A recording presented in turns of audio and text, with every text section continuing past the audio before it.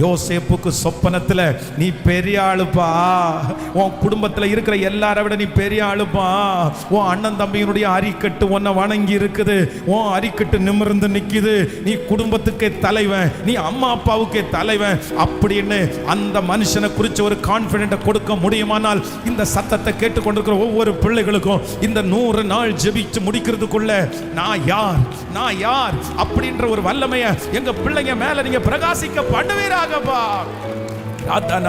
அந்த கான்ஃபிடென்ட் பிள்ளைகளுக்கு வரட்டும், அந்த தைரியம் என் பிள்ளைகளுக்கு வரட்டும். கிதியோன் போய் நின்னது போல பராக்கிரமசாலியே என்று நீர் கூப்பிடுகிற அளவிற்கு எங்க பிள்ளைகளை இந்த 100 days ஜெபம் முடிகிறதுக்குள்ள கொண்டு வந்து நிறுத்துகிறதற்காய் நன்றி அப்பா.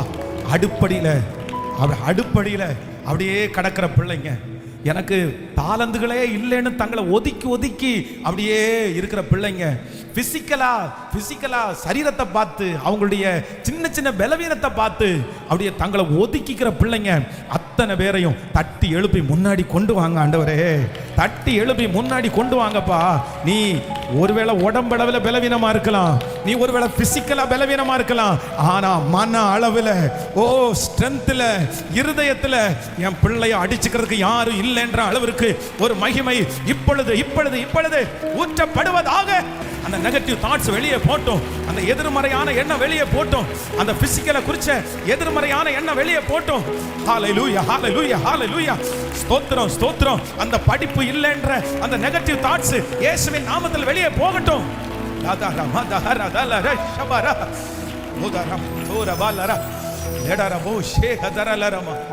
தைரியமா நுழையணும், வைராக்கியத்தோட நுழையணும். அந்த கிருபையை பிள்ளைகளுக்கு தருவீராக ராஜா.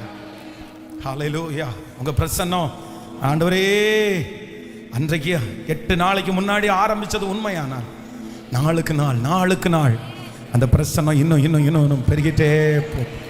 இது கோயம்புத்தூருக்கு மட்டும் இல்லை, கம்ஃபர்ட் சர்ச்சுக்கு மட்டும் இல்லை, இந்த சத்தம் எங்கெங்க போய் சேருதோ அங்கெல்லாம் இந்த மகிமை இருக்கு.